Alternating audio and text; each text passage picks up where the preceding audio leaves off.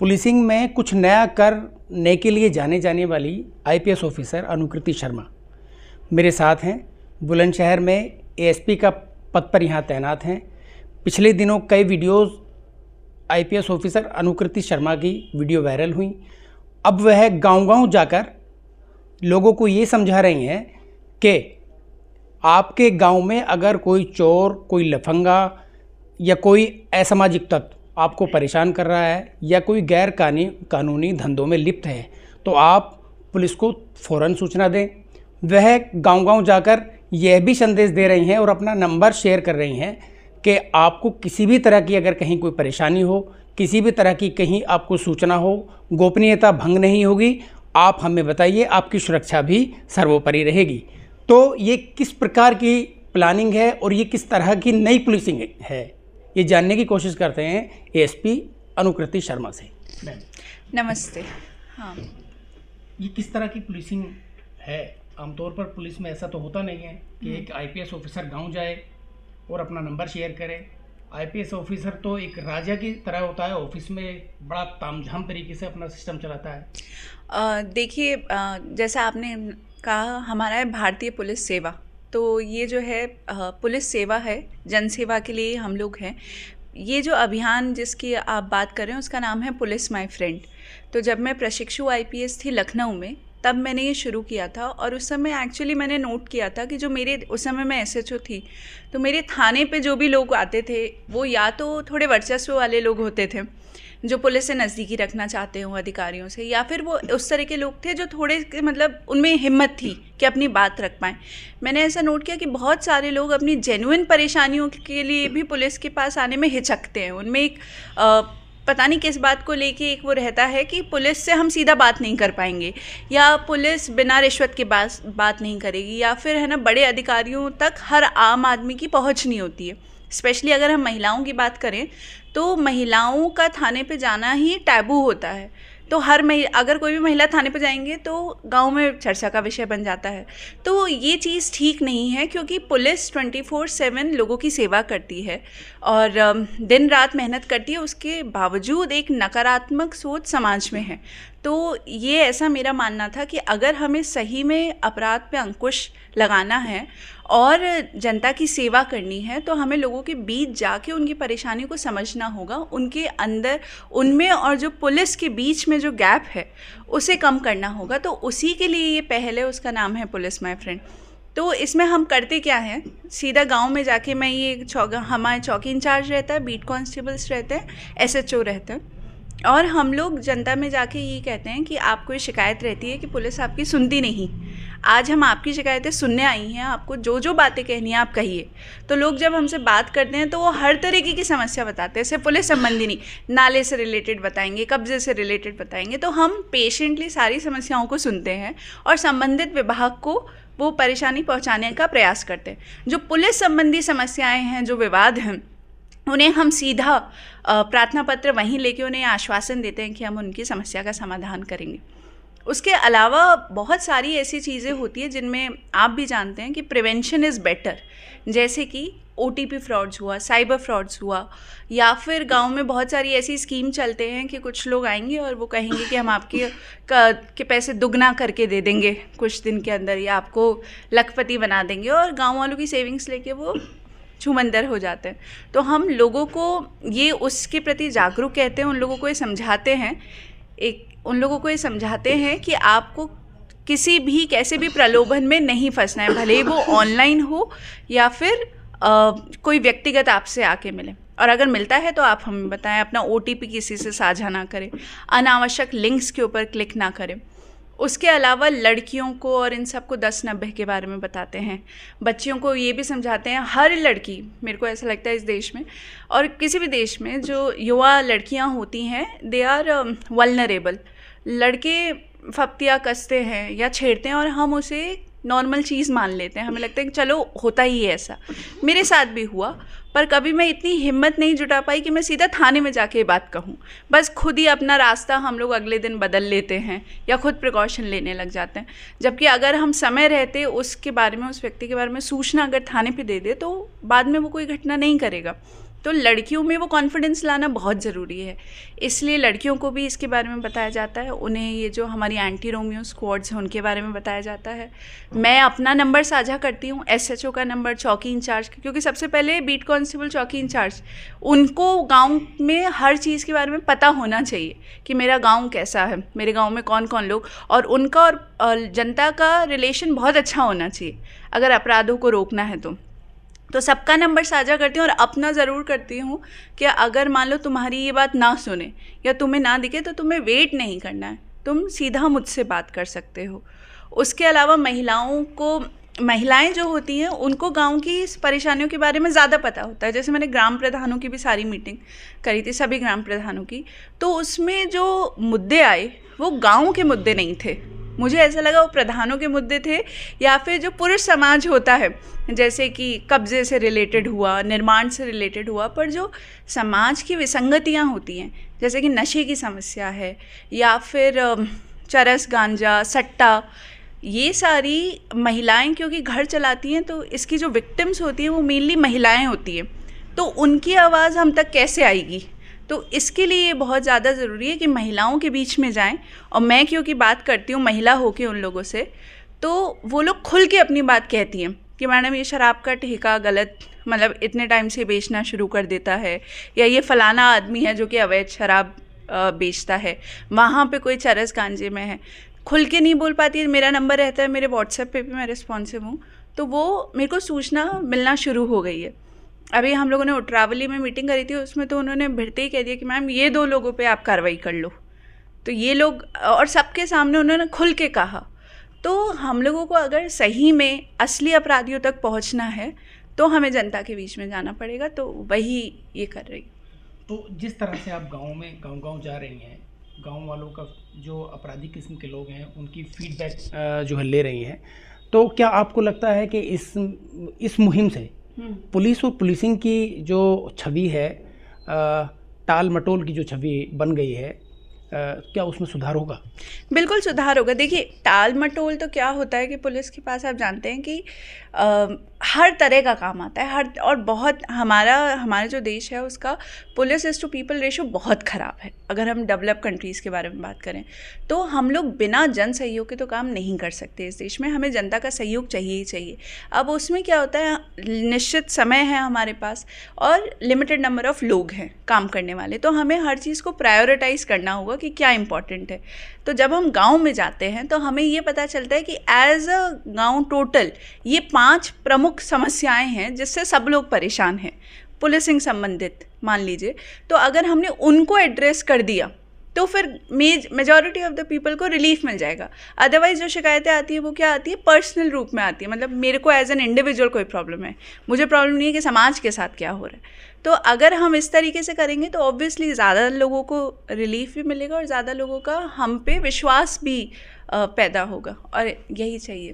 देखिए, IPS बनने का सपना लोगों का, हर पढ़ा लिखा शख्स IPS IAS बनना चाहता है। आप खुश नसीब हैं कि आप IPS बन के देश की, जनता की, पब्लिक की सेवा कर रही हैं। क्या क्या आपके सामने, किन किन परेशानियों का आपको सामना करना पड़ा? स्ट्रगल की टाइम की कोई ऐसी घटना साझा कीजिए जो प्रेरणादायक भी हो और किसी तरह की। परेशानी तो जैसे मैं इससे पहले विदेश में थी और वहाँ पे मैं और मेरे हस्बैंड दोनों हम लोग साइंटिस्ट थे।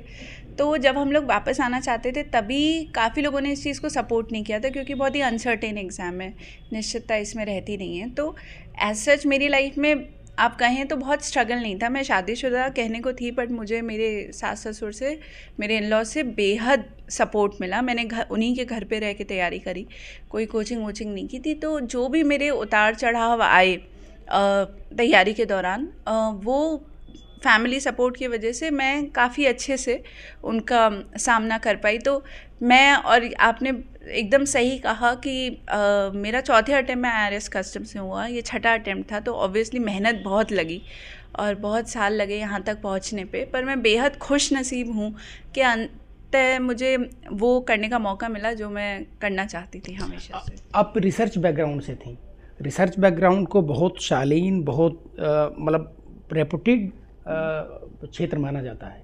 इसके बावजूद आपने जो है आईपीएस में आने का, वो एक आईपीएस को माना जाता है कि एक उथल पुथल वाला कार्य क्षेत्र, टेंशन वाला कार्य, तो क्या कारण रहा? टेंशन रिसर्च में भी होती है और मेरे ख्याल से शालीनता पुलिस में भी है।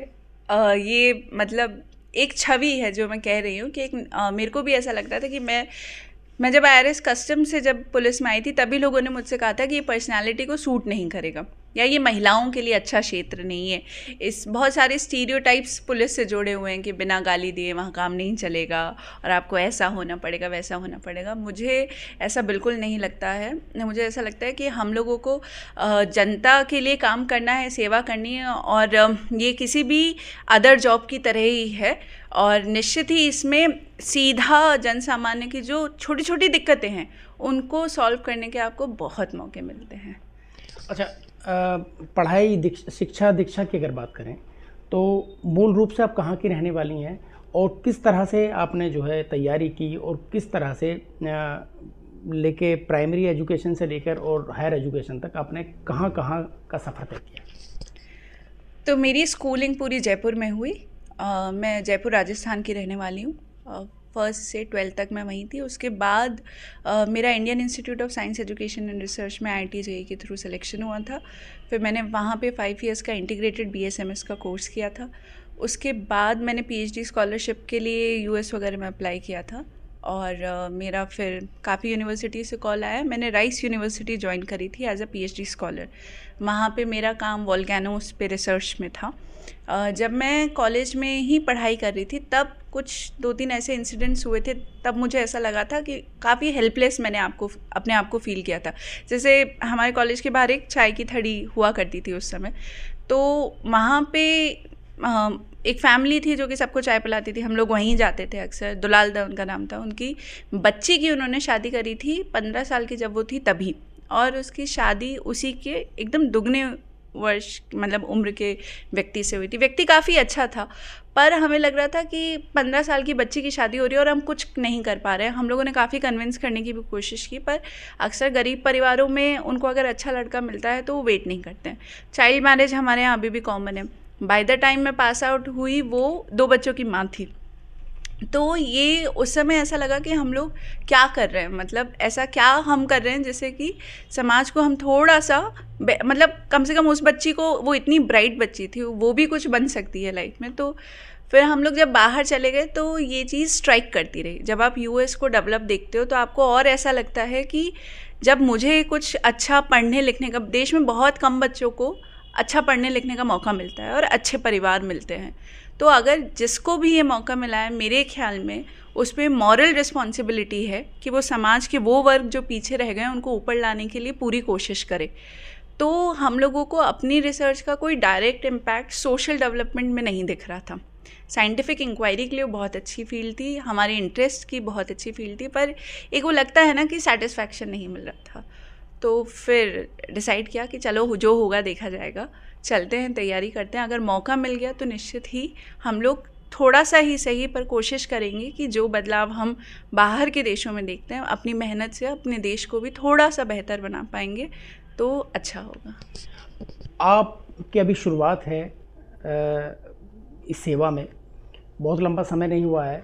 क्या ऐसा कभी लम्हा, कभी ऐसा टाइम आया कि आपने इस पेशे में भी कभी आपने अपने आप को हेल्पलेस महसूस किया हो? यस ऐसे मौके आते हैं क्योंकि हमारा हायरार्कल सिस्टम है थोड़ा सा, और हम लोग जैसे मैं अभी कुछ महीने पहले तक ही उस साइड पे थी, मतलब मैं इस सिस्टम का हिस्सा नहीं थी। तो मेरे जो आइडियाज़ हैं वो काफ़ी हद तक एक सिटीजन, एक नॉर्मल आम आदमी की सोच नहीं होती, ऐसा कर देते हैं, वैसा कर देते हैं, क्यों नहीं हो सकता। तो मेरे दिमाग में वही चलता है। हालांकि जब आप सिस्टम में बहुत सारे डिपार्टमेंट्स के साथ कोऑर्डिनेट करके काम करते हो तो चीज़ें वैसे नहीं हो सकती कि मतलब बिल्कुल एवरीथिंग इज़ सो इंटरलिंक्ड कि वो धीरे धीरे उसमें बदलाव आएगा, पर वो लैक ऑफ पेशेंस होता है और एक फ्रस्ट्रेशन होती है, समझ पाना कई बार थोड़ा मुश्किल होता है। तो यस, ऐसे मौके आते ही हैं, but I think gradually things will get better. अभी पिछले दिनों हमने कई कार्रवाई आपकी देखी, बड़े उत्साह से आपने कार्रवाई शुरू की, लेकिन कहीं ना कहीं पब्लिक को भी ऐसा लगा कि हाँ, मैं समझ रही हूँ कि आपका इशारा किस तरफ है। अब जैसे कि मैंने आपसे कहा ना कि जब मैं किसी बिंदु को देखती हूँ तो मेरे को ये लगता है कि ये प्रॉब्लम है, इसका ये सल्यूशन है, और मुझे लगता है कि इस सल्यूशन से मेरा कोई पर्सनल इंटेंट तो है नहीं। वो पूरे जैसे मान लीजिए ये शहर है ना, ये शहर मेरे मदर फैमिली साइड से रिलेटेड है ना मेरे ससुराल पक्ष से। जो भी मैं इस शहर के लिए काम करती हूँ, यहाँ के लोगों की सहूलियत के लिए मुझे कुछ चीज़ों से प्रॉब्लम होती है। जैसे मान लो अतिक्रमण से अगर रास्ता सकड़ा हो रहा है या नाले खुले हैं, तो मुझे लगता है कि पीपल शुड, मतलब थिंग्स कैन इम्प्रूव, तो क्यों नहीं हो रहा है काम, इस तरह का मेरा रहता है। तो इसलिए वो सारी चीज़ें, और ये सरकार की प्राथमिकता भी है, वो भी चाहती है बाज़ार वगैरह अच्छे हों और सड़कें चौड़ी हों, ये सारी चीज़ें। परंतु बहुत सारी ऐसी कंसिडरेशंस होती हैं, there are wider considerations of everything. किसी भी एक मुहिम का एक वाइडर इम्पैक्ट होता है।